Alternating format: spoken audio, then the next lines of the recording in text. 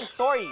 Matapos parangalan bilang Best Director sa mga International Film Festival para sa kanyang mga obra na Dementia, dalawang programa ang bagong ipagmamalaki ni Direk Percy Intalan.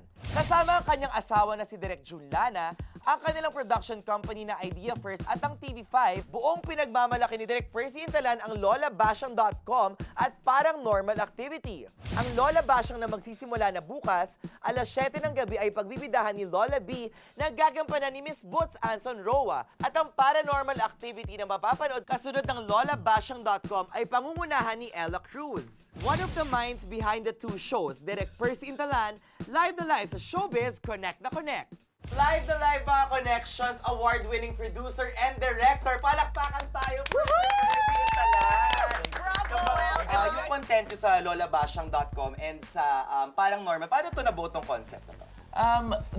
Nag-present kami sa TV5 ng show concepts, ang inisip namin, gawa tayo ng na mag-a-appeal sa bata. So nag-present kami ng Lola Basyang, tapos ang inisip lang namin ni June is i-update para lang makakonect yung mga bata ngayon. Kaya ginawa naming techie si Lola Basyang, may vlog siya. Taray! Vlogger na si Lola. Taray! Si Lola B may vlog. Tapos, kausap niya yung mga apo niya. Di ba, Lola Basyang nagkukwento sa mga apo. Pero this time, sa Skype na, sa webcam na. Kasi yung mga grandparents ngayon, gano'n nakausap yung mga apo nila eh. Di ba? Yung parang normal naman, it's a play on the words.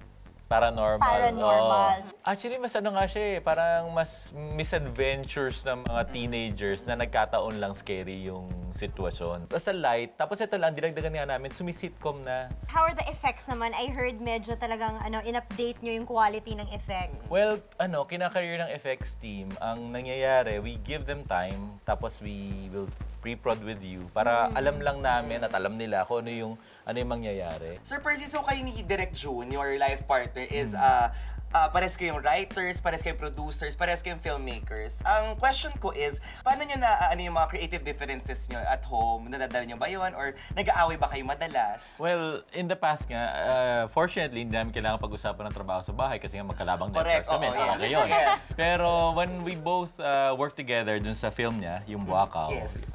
I was the producer, he was the filmmaker. So medyo malinaw rin yung relationship kasi pag suot mo yung producer hat, alam mo naman how you're gonna deal with the creative side, di ba? Nung nagbaliktad kami sa Dementia, ayan, medyo na tense kami pareho kasi ako yung filmmaker, siya ngayon yung producer.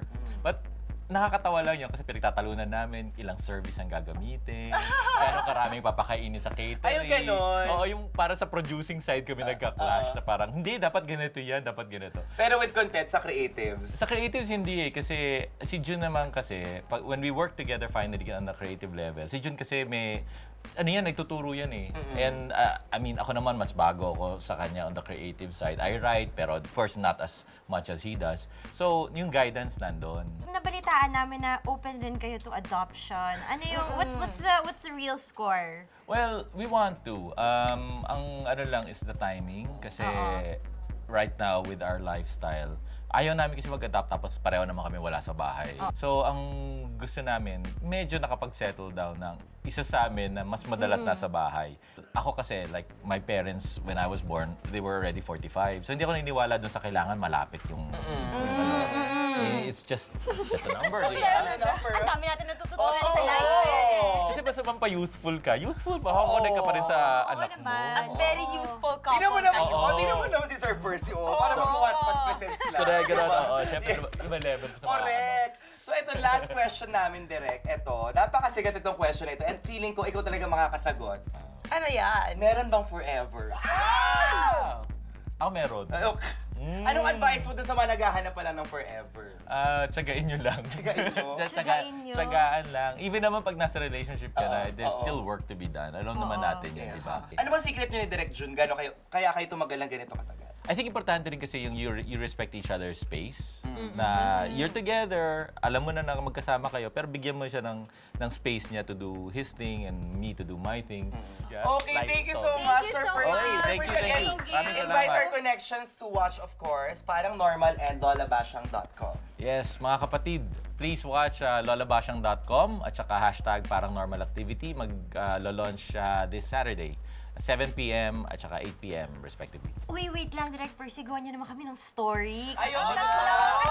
Kasi Hindi dream nga, talaga namin umarte together. Oo, correct. Talaga. Oo, Promise, promise. si MC Malforia, arte. Halos every week namin pinag-uusapan. Oo, Kailan kailan tayo ba? Kita ko to. mag-part? Sige, hanap tayo ng mga diwata story. Sige. O, yan na. Masaya yan. Na-record natin yan, Ako ha? yung Baka pwede magamit ng Child hair.